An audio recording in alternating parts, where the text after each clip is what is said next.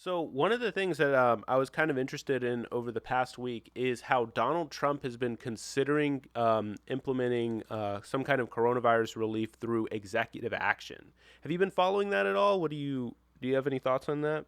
Yeah, I read a little bit about it, and it seems like it's kind of a total mess here, where it's not even from a legal standpoint, it doesn't even sound like people are all that convinced that he could do very much legally with executive order. I mean, it seems like Trump is really being pushed along again by this same lawyer who really seems to be Trump's Yeah. a big Well, fan of right now, this John Yoo, who John Yoo has become convinced that one of the past Supreme Court cases in the last few months basically opened up these powers to the president that we never, in over what 250 years, we've never figured out that the president had this power before, but now the Supreme Court has granted him this power. That most legal analysts tend to say, no, this is not for real. And John Yoo seems to be taking an approach mm, much like Trump does, which is you just say it, you just make it work, you come up with some really, what is basically a stretch, and even if it's not constitutional, you just go with that policy and then you wait for the courts to shoot it down. So more and more when I read these stories about what's coming out of John Yoo and his recommendations, it really seems like it kind of is more like in the Bill Barr camp where it's not really so concerned about actual law, but just figuring out how can we reach our goals here, and by making a big stretch. And if we have to, um, if we have to, we'll fight it in the courts. But I mm, don't. It sounds like even if he passes this, it would be very, very limited, right? They're starting to say that possibly the only money that he'd be able to hand out is what's left from the previous stimulus packages that haven't been spent yet, because basically, most of the purse strings have to go through Congress. So it sounds like legal scholars think there's not really a way around that. What Trump might be able to do is some payroll tax cuts, and then extending the moratorium on evictions. People wouldn't be getting checks, in other words, right? But they might be able to do the enhanced unemployment, right? So if they do it by executive order, it seems to me like it's going to be very limited, very yeah. limited. Well, I mean, like here's the thing with some of this stuff. I I actually like the fact is Congress isn't working, right? Congress is absolutely Right. not working and they're not putting stuff together. And do I trust Donald Trump to put together an executive action package that's actually going to benefit the working class and benefit people? No, of course not. That said, if Donald Trump can find things that he's able to do, which are the minor things which he can do through executive action, which are helpful, and I'm sure it's going to come with a mix of things, right? The things that are helpful, I'll generally be like, okay, well, you did a thing that's helpful. All right, like Right. I'm on board with that.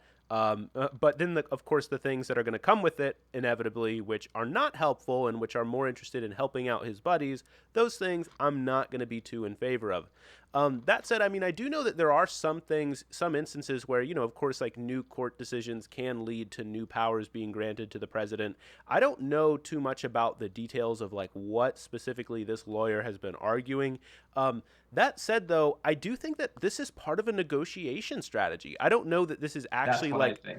right. I don't think that this is actually a serious claim like Donald Trump is sitting here saying, like, oh, well, we're going to just do this by executive action. So, Congress, you better act right now. This is basically Trump saying, well, I'm going to threaten something and it's going to throw a wrench into your Right. negotiations. Because right now, of course, Nancy Pelosi is basically sitting chill, hoping, watching Republicans in Congress completely trip over their own shoelaces, and of course, as Donald Trump does the exact same thing, hanging himself with the constant weird statements that he's coming out with and his incompetence, and it's leading to a situation where Republicans are feeling more pressured. We're seeing over the past week, Republicans have increased their offer from all the way down at $200 a week, and now they're nearing in on. I saw something saying that they're now offering $400 a week, so they're moving closer to the Democrats on Right. this one.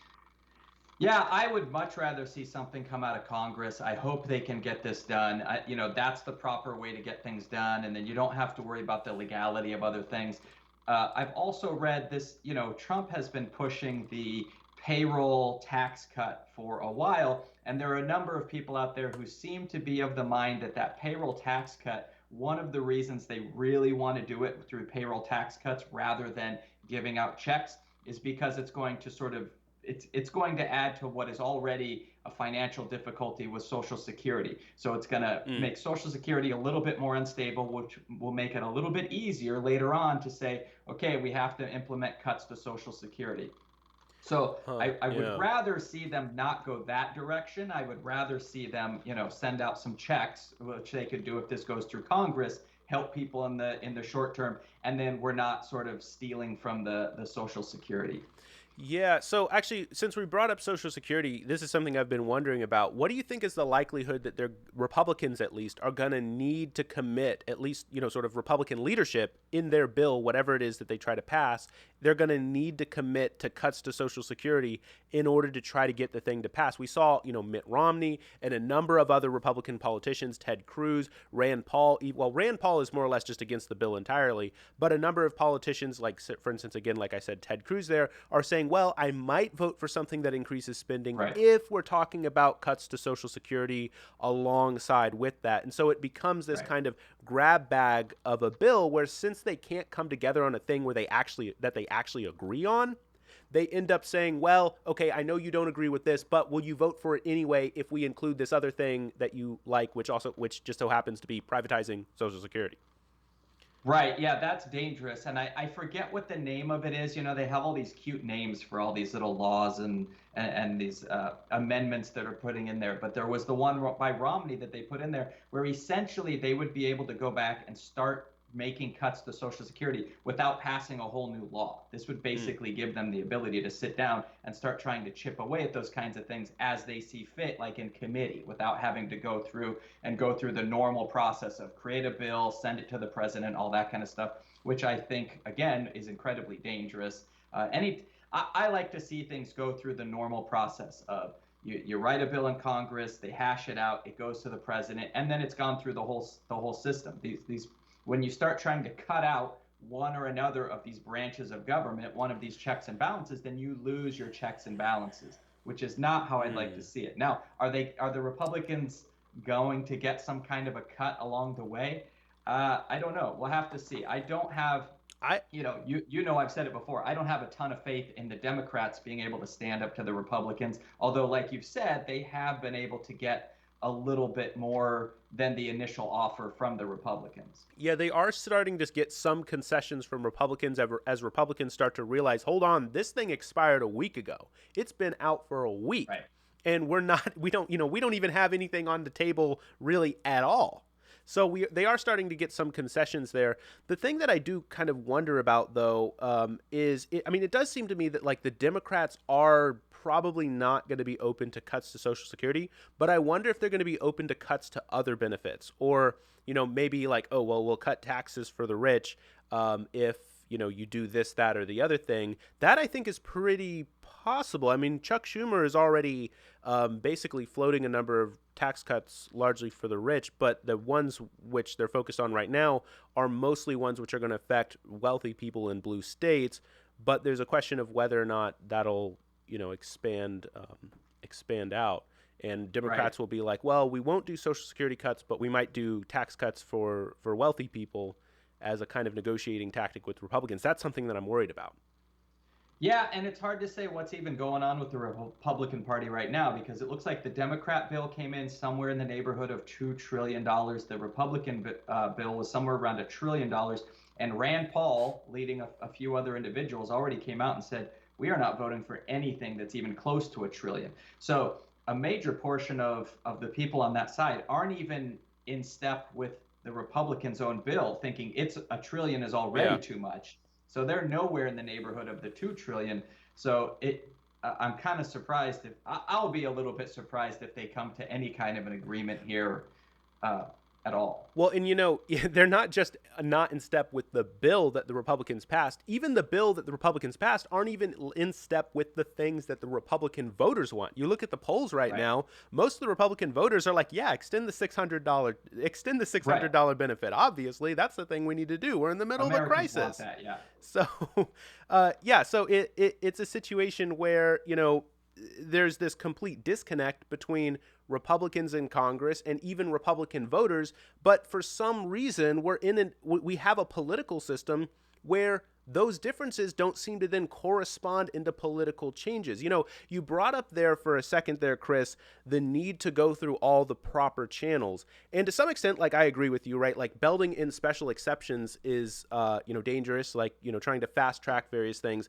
And maybe, I think I have said this to you before. I think one of the really big problems in our governmental system right now is our legislation requires too much consensus in order to get anything through. So there's this constant feeling of frustration, like, where voters are like, I want change, I want change. The change candidate is usually the candidate that wins. We've seen that for the past couple cycles. It was Obama, it was Donald Trump. They're promising some kind of change, fake change, but they were promising change. And then when, of course, they didn't deliver, there was this frustration. Well, we're going to go to the other party.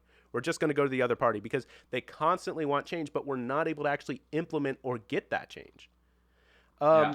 I don't know. Like, I'm generally, what I'm trying to say here is, like, I'm generally in favor of changing the rules, changing the system to make it so that you actually do need to have maybe a little bit less consensus in order to get particular bills passed. Now, I know that's maybe a little bit controversial, but I think the reasons for that are actually fairly simple. I mean, you look, for instance, back in the 1960s, we had way more polarization than we have right now. I mean, there were open assassinations on the street, right? Like, we were way more polarized. However, if you looked at the voting record among politicians, the political consensus wasn't all that different because our parties weren't necessarily sorted. We still had racist Democrats, the Dixiecrats, and so there were still liberal Republicans. There were people in the Republican Party who, since they opposed the racism of the Democratic Party and how the Democrats were turning a blind eye to issues of race, there were liberals in the Republican Party. And so there was a lot of more ideological cross-sorting.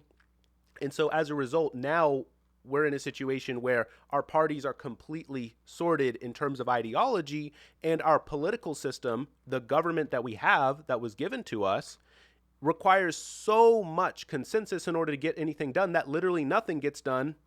And then we sit around frustrated, like, oh, why didn't anything happen?